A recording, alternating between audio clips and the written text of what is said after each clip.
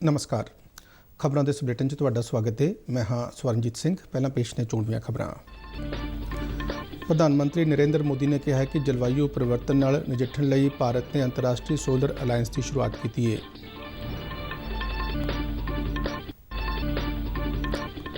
रक्षा मंत्री राजनाथ सिंह ने अज श्रीनगर में अमरनाथ यात्रा के प्रबंधों का जायजा लिया। उन्होंने अमरनाथ पवित्र गुफा में पूजा अर्चना की।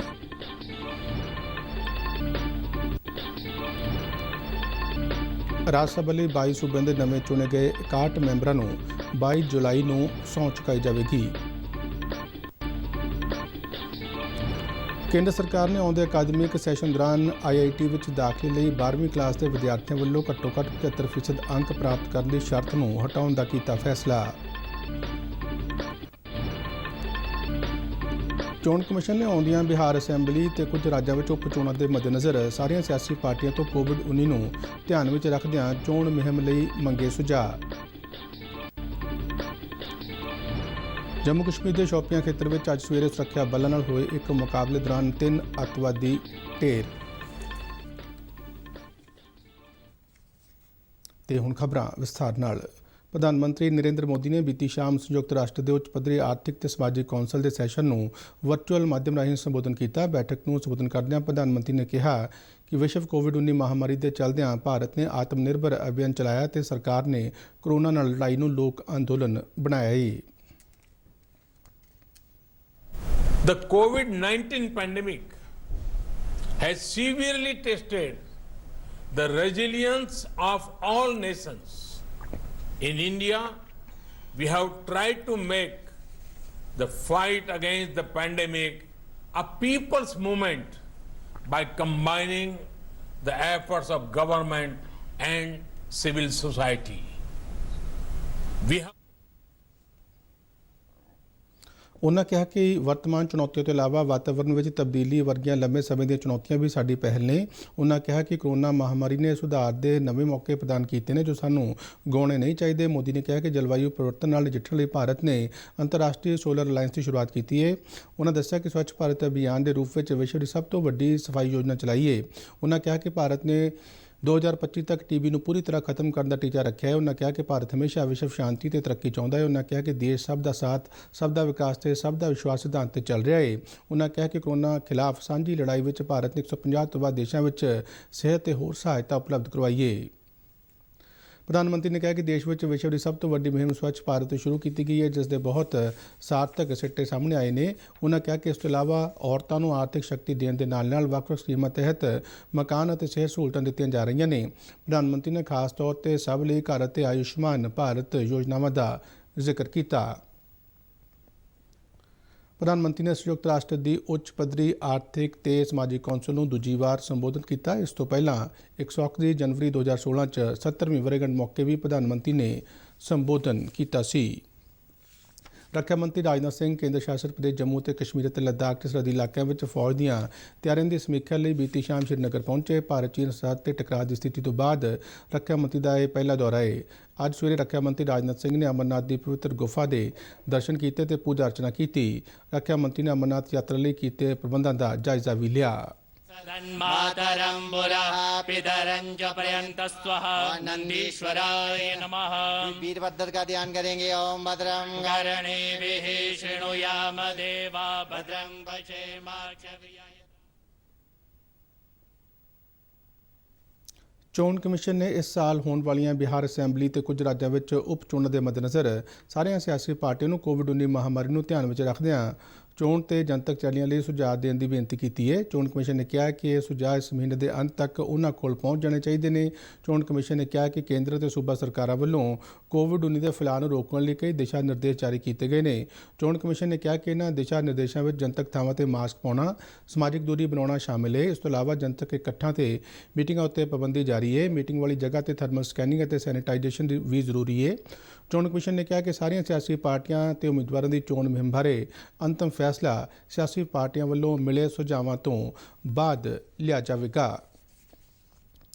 ਰਾਜ ਸਭਾ ਲਈ ਹਾਲ ਹੀ ਵਿੱਚ ਨਵੇਂ ਚੁਣੇ ਗਏ ਮੈਂਬਰਾਂ ਨੂੰ ਇਸ ਮਹੀਨੇ ਦੀ 22 ਤਰੀਕ ਨੂੰ ਸਹੁੰ ਚੁਕਾਈ ਜਾਵੇਗੀ। ਇਹ ਪਹਿਲੀ ਵਾਰ ਹੈ ਕਿ ਸਦਨ ਦੀ ਕਾਰਵਾਈ ਦੇ ਬਗੈਰ ਇਹਨਾਂ ਰਾਜ ਸਭਾ ਮੈਂਬਰਾਂ ਨੂੰ ਸਹੁੰ ਚੁਕਾਈ ਜਾ ਰਹੀ ਹੈ। ਇਸ ਤੋਂ ਪਹਿਲਾਂ ਹਮੇਸ਼ਾ ਨਵੇਂ ਚੁਣੇ ਗਏ ਪ੍ਰਤੀਨਿਧਾਂ ਨੂੰ ਸਦਨ ਦੇ ਅੰਦਰ ਜਾਂ ਰਾਜ ਸਭਾ ਦੇ ਸਭਾਪਤੀ ਦੇ ਦਫ਼ਤਰ ਵਿੱਚ ਹੀ ਸਹੁੰ ਚੁਕਾਈ ਜਾਂਦੀ ਸੀ। ਰਾਜ ਸਭਾ ਦੇ ਚੇਅਰਮੈਨ ਵੈਂਕਈਆ ਨਾਇਡੂ ਨੇ ਕੋਰੋਨਾ ਦੇ ਦਿਸ਼ਾ ਨਿਰਦੇਸ਼ਾਂ ਨੂੰ ਧਿਆਨ ਵਿੱਚ ਰੱਖਦਿਆਂ ਇਹ ਫੈਸਲਾ ਲਿਆ ਹੈ। 20 ਸੂਬਿਆਂ ਦੇ ਰਾਜ ਸਭਾ ਲਈ ਚੁਣੇ ਗਏ 61 ਮੈਂਬਰਾਂ ਨੂੰ ਸਹੁੰ ਚੁਕਾਈ ਜਾਵੇਗੀ। ਰਾਜ ਸਭਾ ਦੇ ਅਧਿਕਾਰੀਆਂ ਨੇ ਦੱਸਿਆ ਕਿ ਹਰੇਕ ਮੈਂਬਰ ਨੂੰ ਸਹੁੰ ਚੁੱਕ ਸਮਾਗਮ ਵਿੱਚ ਆਪਣੇ ਨਾਲ ਸਿਰਫ ਇੱਕ ਮਹਿਮਾਨ ਲਿਆਉਣ ਦੀ ਹੀ ਇਜਾਜ਼ਤ ਹੋਵੇਗੀ। ਕੇਂਦਰ ਸਰਕਾਰ ਨੇ ਕੋਵਿਡ-19 ਕਾਰਨ ਵਿਦਿਆਰਥੀਆਂ ਨੂੰ ਪੜ੍ਹਾਈ ਵਿੱਚ ਆਈਆਂ ਮੁਸ਼ਕਲਾਂ ਦੇ ਮੱਦੇਨਜ਼ਰ ਦੇਸ਼ ਦੀਆਂ ਸਾਰੀਆਂ IIT ਵਿੱਚ ਦਾਖਲੇ ਲਈ 12ਵੀਂ ਕਲਾਸ ਦੇ ਵਿਦਿਆਰਥੀਆਂ ਵੱਲੋਂ ਘੱਟੋ-ਘੱਟ 75% ਅੰਕ ਪ੍ਰਾਪਤ ਕਰਨ ਦੀ ਸ਼ਰਤ ਨੂੰ ਹਟਾਉਣ ਦਾ ਫੈਸਲਾ ਕੀਤਾ ਹੈ। IIT ਦੇ ਸਾਂਝੇ ਦਾਖਲਾ ਬੋਰਡ ਨੇ ਆਪਣੇ ਫੈਸਲੇ ਵਿੱਚ ਕਿਹਾ ਹੈ ਕਿ ਨੰਬਰਾਂ ਦੀ ਸ਼ਰਤ ਤੋਂ ਬਗੈਰ 12ਵੀਂ ਕਲਾਸ ਪਾਸ ਕਰਨ ਵਾਲੇ ਸਾਰੇ ਵਿਦਿਆਰਥੀ ਇਹਨਾਂ ਸੰਸਥਾਵਾਂ ਵਿੱਚ ਦਾਖਲਾ ਲੈਣ ਦੇ ਯੋਗ ਹੋਣਗੇ। ਮਨੁੱਖੀ ਸਰੋਤ ਤੇ ਵਿਕਾਸ ਬਾਰੇ ਮੰਤਰੀ ਰਮੇਸ਼ ਪੋਖਰਿਆਲ ਨਿਸ਼ੰਕ ਨੇ ਕਿਹਾ ਕਿ ਇਹ ਫੈਸਲਾ ਕਈ ਸਿੱਖਿਆ ਬੋਰਡਾਂ ਵੱਲੋਂ 12ਵੀਂ ਕਲਾਸ ਦੇ ਵਿਦਿਆਰਥੀਆਂ ਦੇ ਕਈ ਇਮਤਿਹਾਨਾਂ ਨੂੰ ਰੱਦ ਕਰਨ ਦੇ ਮੱਦੇਨਜ਼ਰ ਲਿਆ ਗਿਆ ਹੈ। ਪਹਿਲਾਂ IIT ਵਿੱਚ ਦਾਖਲਾ ਲੈਣ ਲਈ ਘੱਟੋ-ਘੱਟ 12ਵੀਂ ਕਲਾਸ ਦੇ ਇਮਤਿਹਾਨ ਵਿੱਚ 75% ਨੰਬਰ ਹੋਣੇ ਜ਼ਰੂਰੀ ਸਨ। ਰਾਜਸਥਾਨ ਹਾਈ ਕੋਰਟ ਨੇ ਕਾਂਗਰਸ ਦੇ ਬਾਗੀ ਵਿਧਾਇਕ ਸਚਿਨ ਪਾਇਲਟ ਤੇ ਉਸਦੇ 18 ਸਾਥੀ ਵਿਧਾਇਕਾਂ ਦੀ ਰਾਜਸਥਾਨ ਦੇ ਵਿਧਾਨ ਸਭਾ ਸਪੀਕਰ ਵੱਲੋਂ ਯੋਗ ਠਹਿਰਾਏ ਜਾਣ ਵਾਲੇ ਨੋਟਿਸ ਨੂੰ ਚੁਣੌਤੀ ਦੇਣ ਵਾਲੀ ਪਟੀਸ਼ਨ ਤੇ ਫੈਸਲਾ ਸੁਣਾਉਂਦਿਆਂ 4 ਦਿਨ ਦੀ ਰਾਹਤ ਦਿੱਤੀ ਹੈ। ਹਾਈ ਕੋਰਟ ਦੇ ਡਿਵੀਜ਼ਨ ਬੈਂਚ ਨੇ ਵਿਧਾਨ ਸਭਾ ਸਪੀਕਰ ਨੂੰ ਬਾਗੀਆਂ ਨੂੰ ਸਦਨ ਤੋਂ ਅਯੋਗ ਠਹਿਰਾਉਣ ਸੰਬੰਧੀ ਸਪੀਕਰ ਦੀ ਕਾਰਵਾਈ ਤੇ ਮੰਗਲਵਾਰ ਸ਼ਾਮ ਤੱਕ ਰੋਕ ਲਗਾ ਦਿੱਤੀ ਹੈ। ਹਾਈ ਕੋਰਟ ਹੁਣ ਇਸ ਮੁੱਦੇ ਦੀ ਸੁਣਵਾਈ ਸੋਮਵਾਰ ਸਵੇਰੇ 10 ਵਜੇ ਕਰੇਗਾ। ਇਸ ਦੌਰਾਨ ਰਾਜਸਥਾਨ ਪੁਲਿਸ ਦੇ ਸਪੈਸ਼ਲ ਆਪਰੇਸ਼ਨ ਗਰੁੱਪ ਨੇ ਵਿਧਾਨ ਘਰ ਦੀ ਖਰੀਦੋ ਫਰੋਖਤ ਰਾਹੀਂ ਰਾਜਸਥਾਨ ਸਰਕਾਰ ਨੂੰ ਅਸਥਿਰ ਕਰਨ ਦੀ ਕਥਿਤ ਸਾਜ਼ਿਸ਼ ਦੇ ਸਬੰਧ ਵਿੱਚ ਕੁਝ ਵਾਇਰਲ ਹੋਏ ਆਡੀਓ ਕਲਿੱਪਸ ਤੋਂ ਬਾਅਦ 2 ਕੇਸ ਦਰਜ ਕੀਤੇ ਨੇ। ਕਾਂਗਰਸ ਦੇ ਮੁੱਖ ਵਿਪ ਮਹੇਸ਼ ਜੋਸ਼ੀ ਨੇ ਇਸ ਸਬੰਧ ਵਿੱਚ ਪੁਲਿਸ ਕੋਲ ਸ਼ਿਕਾਇਤ ਕੀਤੀ ਸੀ। ਭਾਰਤੀ ਜਨਤਾ ਪਾਰਟੀ ਦੇ ਸੂਬਾ ਪ੍ਰਧਾਨ ਸਤੀਸ਼ ਪੂਨੀਆ ਨੇ ਕਿਹਾ ਕਿ ਕਾਂਗਰਸ ਆਪਣੇ ਅੰਦਰੂਨੀ ਕਲੇਸ਼ ਲਈ ਭਾਰਤੀ ਜਨਤਾ ਪਾਰਟੀ ਨੂੰ ਦੋਸ਼ੀ ਠਹਿਰਾ ਰਹੀ ਹੈ। ਉਨ੍ਹਾਂ ਕਿਹਾ ਕਿ ਕਾਂਗਰਸ ਭਾਰਤੀ ਜਨਤਾ ਪਾਰਟੀ ਦੀ ਮਾਣਹਾਨੀ ਕਰ ਰਹੀ ਹੈ ਤੇ ਇਸ ਸਬੰਧ ਵਿੱਚ ਪਾਰਟੀ ਦੇ ਸਾਹਮਣੇ ਸਾਰੇ ਰਸਤੇ ਖੁੱਲ੍ਹੇ ਨੇ। ਰਾਜਸਥਾਨ ਵਿੱਚ ਵਿਰੋਧੀ ਧਿਰ ਦੇ ਨੇਤਾ ਗੁਲਾਬ ਚੰਦ ਕਟਾਰੀਆ ਨੇ ਸੂਬਾ ਸਰਕਾਰ ਵੱਲੋਂ ਸਰਕਾਰੀ ਮਸ਼ੀਨਰੀ ਦੀ ਦੁਰਵਰਤੋਂ ਕਰਨ ਦਾ ਦੋਸ਼ ਲਗਾਇਆ। ਕੇਂਦਰ ਸਰਕਾਰ ਨੇ ਬਿਹਾਰ, ਪੱਛਮੀ ਬੰਗਾਲ, ਅਸਮ ਤੇ ਓਡੀਸ਼ਾ ਵਿੱਚ ਕੋਵਿਡ-19 ਦੇ ਮਾਮਲੇ ਵਿੱਚ ਆਏ ਤੇਜ਼ ਉਛਾਲ ਨੂੰ ਰੋਕਣ ਲਈ ਮੌਤ ਦਰ ਨੂੰ 1% ਤੋਂ ਹੇਠਾਂ ਰੱਖਣ ਲਈ ਇਹਨਾਂ ਸੂਬਿਆਂ ਨੂੰ ਵਿਸ਼ੇਸ਼ ਕਦਮ ਚੁੱਕਣ ਲਈ ਕਿਹਾ ਹੈ। ਇਹਨਾਂ ਸੂਬਿਆਂ ਨੂੰ ਲਿਖੀ ਚਿੱਠੀ ਵਿੱਚ ਮੰਤਰਾਲੇ ਦੇ ਸੰਯੁਕਤ ਸਕੱਤਰ ਲਵ ਅਗਰਵਾਲ ਨੇ ਕਿਹਾ ਕਿ ਨਵੇਂ ਆਉਣ ਵਾਲੇ 80% ਮਾਮਲਿਆਂ ਦੇ ਨੇੜਲੇ ਸੰਪਰਕਾਂ ਦਾ ਪਤਾ ਲਗਾਇਆ ਜਾਵੇ ਤੇ ਮਾਮਲੇ ਦੀ ਪੁਸ਼ਟੀ ਹੋਣ ਤੋਂ ਬਾਅਦ 72 ਘੰਟੇ ਲਈ ਇਕਾਂਤਵਾਸ ਕੀਤਾ ਜਾਵੇ। ਇਹ ਜ਼ਿਕਰਯੋਗ ਹੈ ਕਿ ਇਹਨਾਂ ਰਾਜਾਂ ਵਿੱਚ ਹਾਲ ਹੀ ਵਿੱਚ ਕੋਰੋਨਾ ਮਾਮਲੇ ਵਿੱਚ ਤੇਜ਼ੀ ਆਈ ਹੈ। ਭਾਰਤ ਵਿੱਚ ਕੋਰੋਨਾ ਦੀ ਪੁਸ਼ਟੀ ਵਾਲੇ ਮਾਮਲੇ ਵਿੱਚ ਤੇਜ਼ ਵਾਧਾ ਲਗਾਤਾਰ ਜਾਰੀ ਹੈ। ਬੀਤੇ 24 ਘੰਟੇ ਦੌਰਾਨ ਦੇਸ਼ ਵਿੱਚ 34,884 ਤਾਜ਼ਾ ਕੋਰੋਨਾ ਮਾਮਲੇ ਸਾਹਮਣੇ ਆਉਣ ਤੋਂ ਬਾਅਦ ਹੁਣ ਤੱਕ ਕੋਰੋਨਾ ਦੀ ਪੁਸ਼ਟੀ ਵਾਲੇ ਮਾਮਲਿਆਂ ਦੀ ਕੁੱਲ ਗਿਣਤੀ 10,38,716 ਤੱਕ ਪਹੁੰਚ ਗਈ ਹੈ। ਇਸੇ ਤਰ੍ਹਾਂ ਬੀਤੇ 24 ਘੰਟਿਆਂ ਦੌਰਾਨ 671 ਕੋਰੋਨਾ ਮਰੀਜ਼ਾਂ ਦੀ ਮੌਤ ਤੋਂ ਬਾਅਦ ਹੁਣ ਤੱਕ ਮ੍ਰਿਤਕਾਂ ਦਾ ਅੰਕੜਾ 26,273 ਤੱਕ ਪੁੱਜ ਗਿਆ ਹੈ। ਕੇਂਦਰੀ ਸਿਹਤ ਮੰਤਰਾਲਾ ਦੇ ਤਾਜ਼ਾ ਅੰਕੜੇ ਅਨੁਸਾਰ ਬੀਤੇ 24 ਘੰਟਿਆਂ ਦੌਰਾਨ 17,994 ਕੋਰੋਨਾ ਮਰੀਜ਼ ਸਿਹਤਯਾਬ ਹੋਏ ਨੇ। ਮੰਤਰਾਲਾ ਅਨੁਸਾਰ ਇਸ ਵੇਲੇ ਦੇਸ਼ ਵਿੱਚ ਕੋਵਿਡ-19 ਤੋਂ ਠੀਕ ਹੋਣ ਵਾਲੇ ਦੀ ਸੰਖਿਆ 6,53,751 ਤੱਕ ਪਹੁੰਚ ਗਈ ਹੈ ਤੇ ਮੌਜੂਦਾ ਸਮੇਂ ਕੋਰੋਨਾ ਦੇ ਐਕਟਿਵ ਮਾਮਲਿਆਂ ਦੀ ਗਿਣਤੀ 3,58,692 ਕੋਰੋਨਾ ਮਰੀਜ਼ਾਂ ਦੀ ਸਿਹਤਯਾਬ ਦਰ 62.94% ਹੋ ਗਈ ਹੈ। ਪੰਜਾਬ ਵਿੱਚ ਪਿਛਲੇ 24 ਘੰਟੇ ਦੌਰਾਨ 348 ਨਵੇਂ ਐਕਟਿਵ ਮਾਮਲੇ ਸਾਹਮਣੇ ਆਉਣ ਨਾਲ ਸੂਬੇ ਵਿੱਚ ਕੋਰੋਨਾ ਮਰੀਜ਼ਾਂ ਦੀ ਪੁਸ਼ਟੀ ਵਾਲੇ ਮਰੀਜ਼ਾਂ ਦੀ ਗਿਣਤੀ 9,442 ਹੋ ਗਈ ਹੈ, ਜਦਕਿ 6,373 ਕੋਰੋਨਾ ਪੀੜਤ ਸਿਹਤਯਾਬ ਹੋ ਕੇ ਆਪੋ ਆਪਣੇ ਘਰੀਂ ਪਰਤੇ ਨੇ। ਹੁਣ ਤੱਕ ਸੂਬੇ ਵਿੱਚ 2,830 ਐਕਟਿਵ ਕੋਰੋਨਾ ਮਾਮਲੇ ਨੇ। ਇਸ ਬਿਮਾਰੀ ਨਾਲ ਮਰਨ ਵਾਲਿਆਂ ਦੀ ਗਿਣਤੀ 239 ਹੋ ਗਈ ਹੈ। ਬੀਤੇ 24 ਘੰਟਿਆਂ ਵਿੱਚ ਲੁਧਿਆਣਾ ਵਿੱਚ 62, ਜਲੰਧਰ ਵਿੱਚ 78 ਅਤੇ ਅੰਮ੍ਰਿਤਸਰ ਵਿੱਚ 34 ਨਵੇਂ ਮਾਮਲੇ ਆਏ ਨੇ। ਇਸ ਤੋਂ ਇਲਾਵਾ ਪਟਿਆਲਾ ਵਿੱਚ ਵੀ ਕੋਰੋਨਾ ਵਾਇਰਸ ਦੇ ਮਰੀਜ਼ਾਂ ਦੀ ਗਿਣਤੀ ਵਧੀ ਹੈ ਤੇ ਪਿਛਲੇ 24 ਘੰਟਿਆਂ ਵਿੱਚ 56 ਨਵੇਂ ਮਾਮਲੇ ਸਾਹਮਣੇ ਆਏ ਨੇ। ਇਹਨਾਂ ਨਵੇਂ ਮਾਮਲਿਆਂ ਦੇ ਆਉਣ ਨਾਲ ਲੁਧਿਆਣਾ ਵਿੱਚ 1,695, ਜਲੰਧਰ 'ਚ 1,545, ਅੰਮ੍ਰਿਤਸਰ 'ਚ 1,194 ਅਤੇ ਪਟਿਆਲਾ ਵਿੱਚ 832 ਮਾਮਲੇ ਹੋ ਗਏ ਨੇ। ਜੰਮੂ ਕਸ਼ਮੀਰ ਦੇ ਸ਼ੋਪੀਆਂ ਖੇਤਰ ਵਿੱਚ ਸੁਰੱਖਿਆ ਬਲਾਂ ਨਾਲ ਹੋਏ ਇੱਕ ਮੁਕਾਬਲੇ ਦੌਰਾਨ ਸਵੇਰੇ 3 ਅੱਤਵਾਦੀ ਮਾਰੇ ਗਏ।